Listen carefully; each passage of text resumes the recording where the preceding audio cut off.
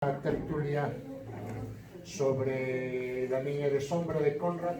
Este es el tercer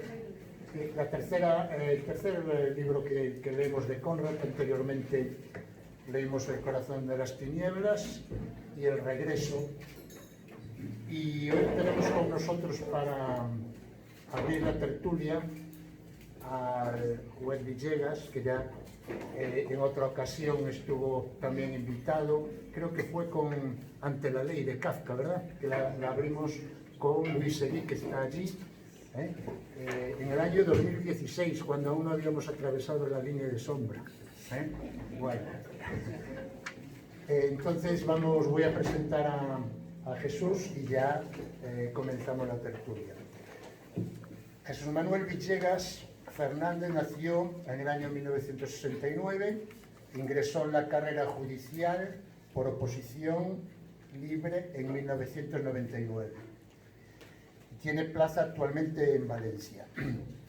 Ha ejercido también destinos en Andalucía, País Vasco y Castilla-La Mancha, lugares donde ha desempeñado funciones gubernativas como miembro de la Sala de Gobierno y Decanato de Guadalajara. Ha escrito diversos libros y artículos, principalmente sobre investigación criminal, el último de los cuales, El inquisidor esquizofrénico, ha sido publicado en 2021. Es miembro de la Red Judicial Europea, ha intervenido en misiones internacionales en Bulgaria, Argelia y Rumanía, además de en intercambios judiciales en Italia, Bélgica, Francia, Reino Unido y Alemania, lo que le ha permitido profundizar sus conocimientos de derecho comparado en materia de instrucción penal. Asimismo, en 2024 permaneció durante 6 meses en una estancia en Luxemburgo, en la Fiscalía Europea. Este mismo año fue elegido miembro de la Real Academia de Córdoba.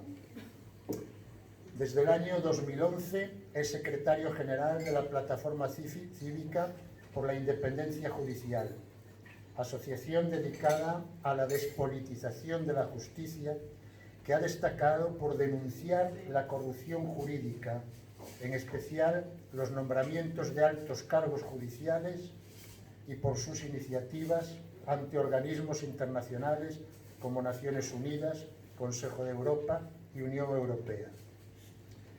En el año 2013 promovió unas elecciones alternativas al Consejo General del Poder Judicial como acto simbólico de protesta en las que Villegas resultó el candidato más votado. En 2015 fue condecorado por la Guardia Civil y en 2021 fue premiado por la Fundación Hay Derecho por su labor en la defensa del Estado de Derecho.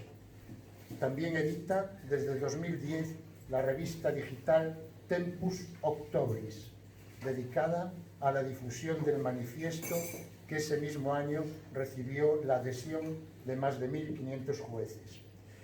Muy bien, Jesús, adelante, cuando quieras. Bueno, saludos a todos. Se me oye, ¿no? Saludos a todos. Un auténtico placer.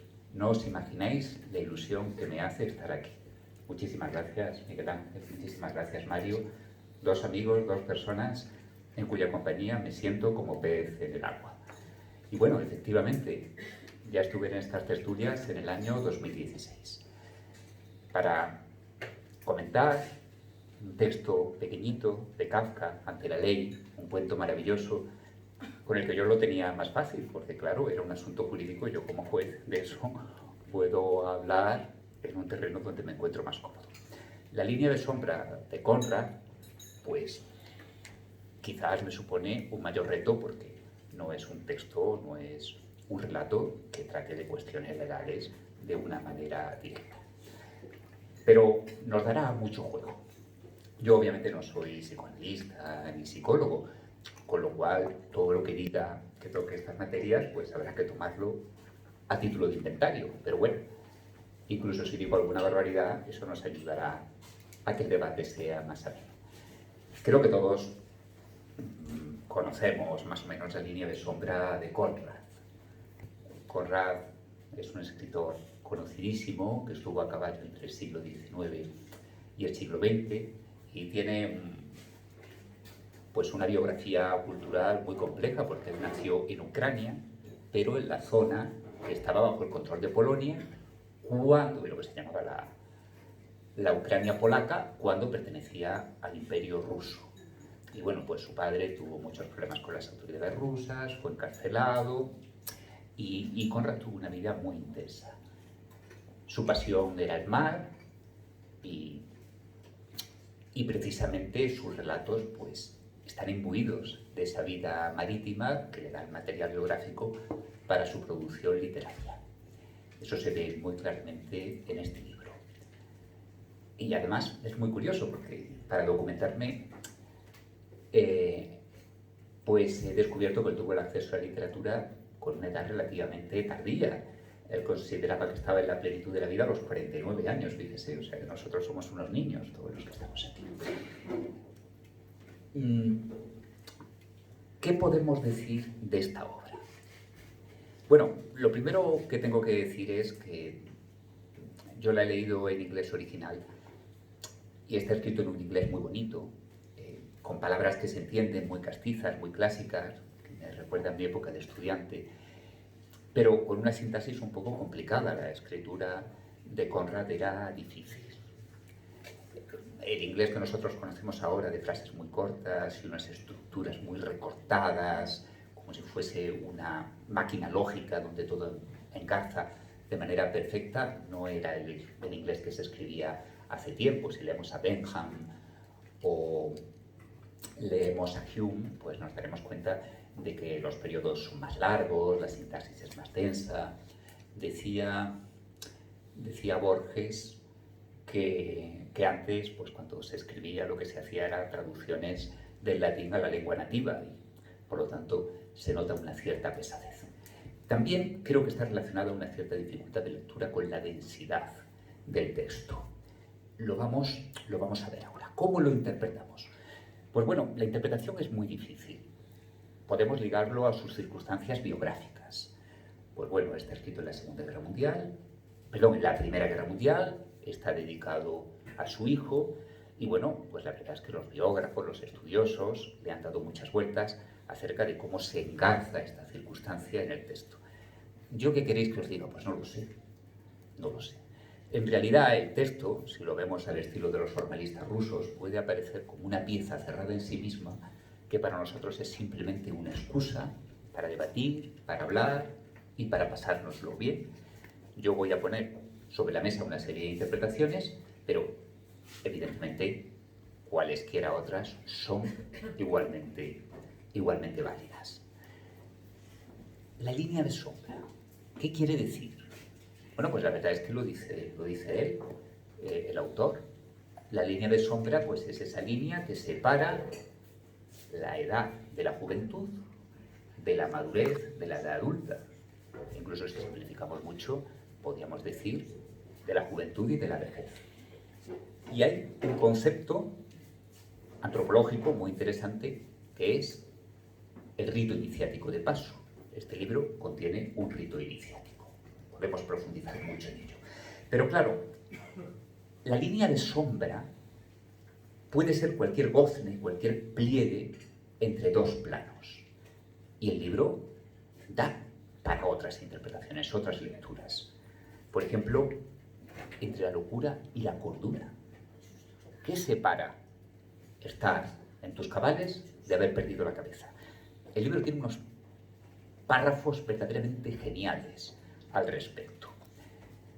Y además, enlaza perfectamente con las teorías freudianas según las cuales la transición entre la cordura y la locura es una cuestión de grado, es una cuestión más cuantitativa que cualitativa. Todos, en cierto modo, estamos un poco locos, un poco cuerdos.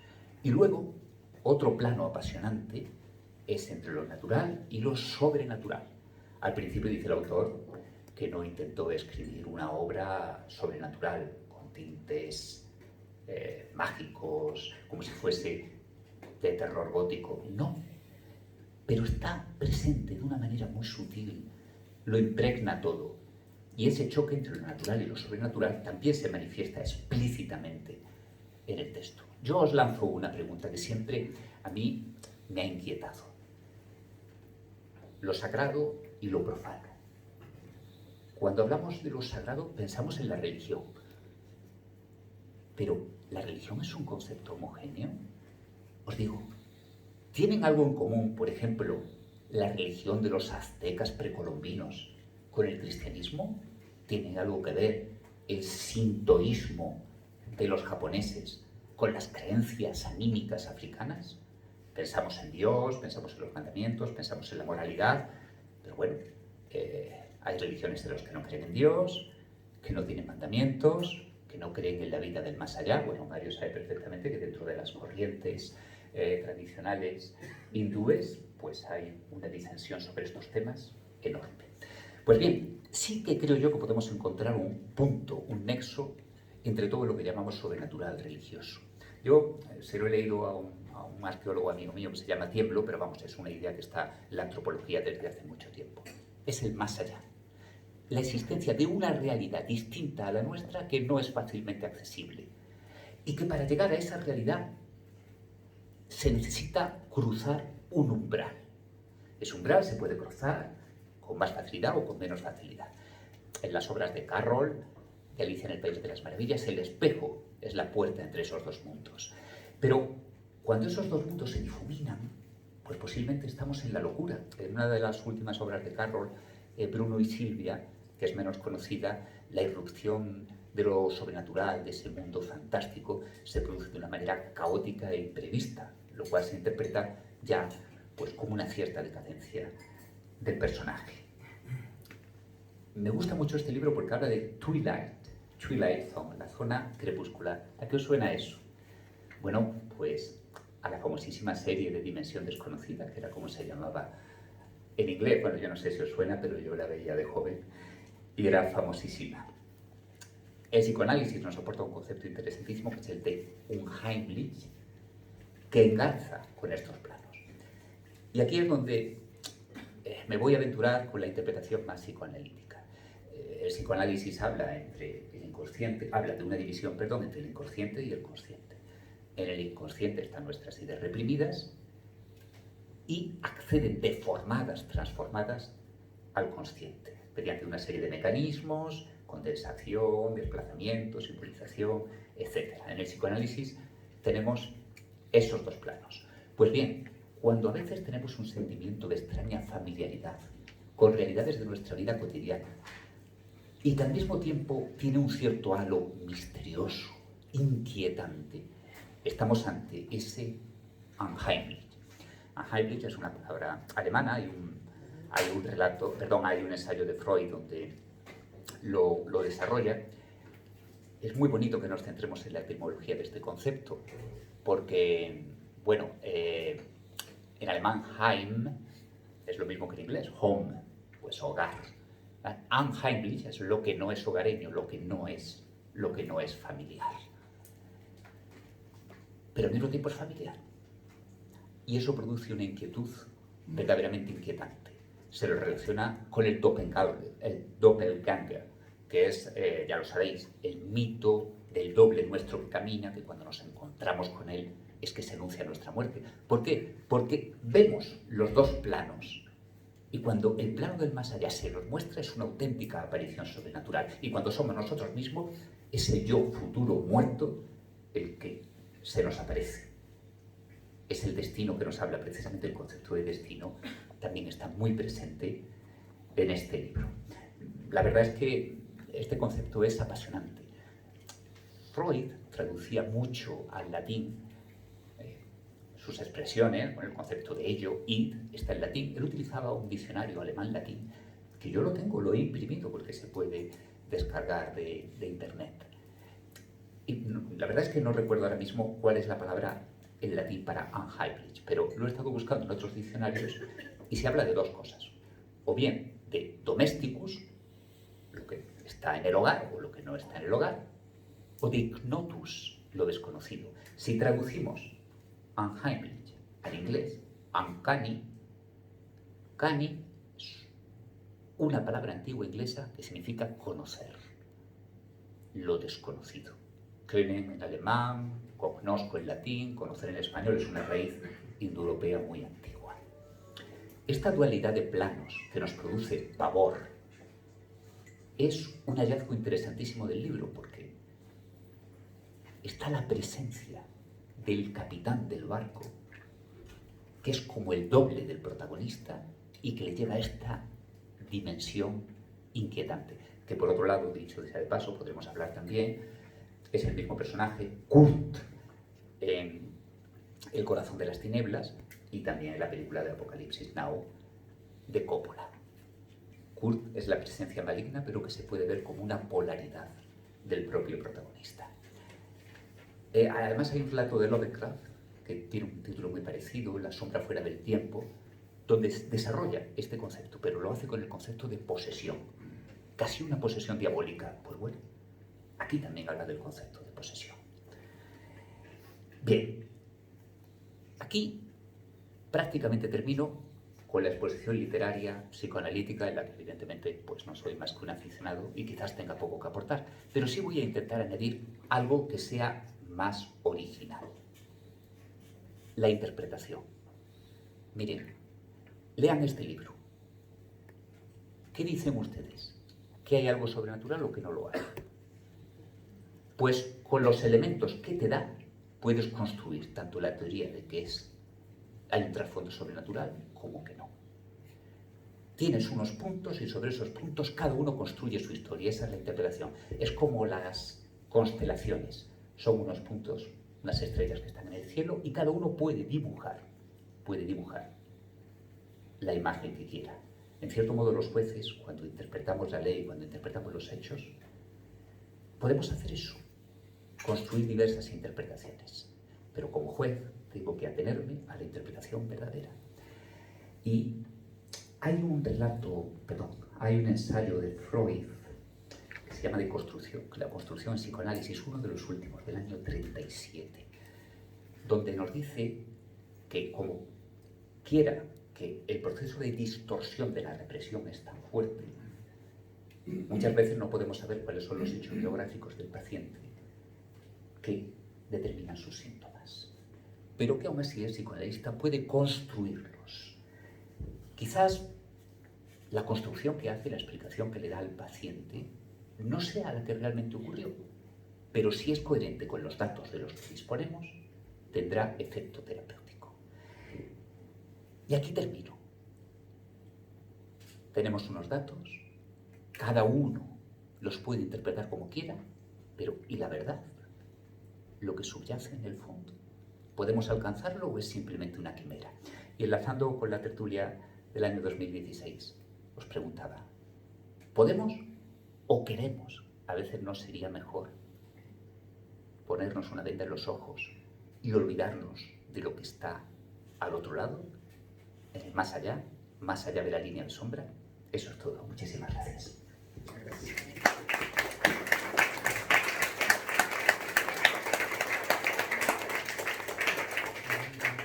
Muchas gracias, Jesús. Magnífica introducción a la tertulia. Respecto a la pregunta que hacías, me viene sobre la cuestión de lo sobrenatural, sobre la interpretación. Me viene a la cabeza la frase de Piglia que alguna vez dije aquí, que es que la literatura toma sus temas de la realidad, pero encuentra en los sueños una forma de leer. Y creo que esta frase es absolutamente apropiada para traer a este libro, ¿no? Y encuentra en los sueños una forma de leer, efectivamente. Eso da lugar a seguramente multitud de interpretaciones sobre este libro. Yo, por ejemplo, más allá de la cuestión histórica, más allá del momento en el que está escrito el libro, yo lo tomé un poco en un sentido alegórico que luego explicaré, ¿no? Pero quiero empezar por una cosa, que es el epígrafe del comienzo, que es el versito de Baudelaire, que que a mí me parece un auténtico despropósito lo que hizo el traductor, tengo que decirlo así. Un despropósito porque es absolutamente inverosímil esto que hace el traductor, salvo que alguien me diga lo contrario, porque anula toda la eficacia del verso. Es decir, el verso está escrito en francés y dice «D'autrefois, calme plat, grand miroir de mon désespoir», lo cual, traducido, viene a ser antaño, calma chicha, gran espejo de mi desesperación. Y claro, la traducción que hace es nada menos que esto. Y otras mis inquietudes calma como un espejo claro que suena mi alma. Es alucinante, ¿no? Porque, por varias cosas. Porque uno, de un buen poema, de una buena escritura, puede extraer otra escritura propia, hacer un poema propio, pero tú no puedes poner eso en una traducción de Conrad, ¿no? Porque además da la impresión de que quien tradujo el verso no conoce el agua del mar de los marineros. Quizá para él el océano sea un simple plato de agua, porque al no traducir calma chicha está anulando dos cosas. Por un lado, algo propio de la experiencia de los marineros, que es ese estado del mar y del aire, calma, como vamos a ver aquí, ¿no? Y además es un elemento absolutamente fundamental dentro del mismo libro. Y no hace referencia para nada, en absoluto esta traducción no hace referencia para nada a eso real que es la calma chicha, que no le permite al deseo, digamos, moverse. Eso por un lado. Por otro lado, decía que me parecía la de Piglia una frase apropiada para significar que la lectura en la literatura tiene mucho que ver con las cuestiones del sueño, ¿no? Yo normalmente cuando leo un libro como este, yo particularmente voy a tratar de encontrar, más allá del tiempo histórico, como digo, en el que está escrito, yo trato de encontrar al menos las marcas en las que el protagonista se muestra como sujeto, es decir, como algo eterno, como algo que atravesó todos los tiempos, marcas que nos atraviesan a todos, más que la particularidad del momento en el que estamos viviendo. Yo creo que lo que narra de alguna forma Conrad, bueno, podía pasarle al capitán de un transatlántico también, ¿no? En las condiciones que alegóricamente, a mi modo de ver, expresa el libro, ¿no? Porque lo que a mi modo de ver está poniendo en juego son dos cosas fundamentales. Primero, la cuestión del deseo, el momento de corte que lo extrae de la rutina, de la cotidianidad,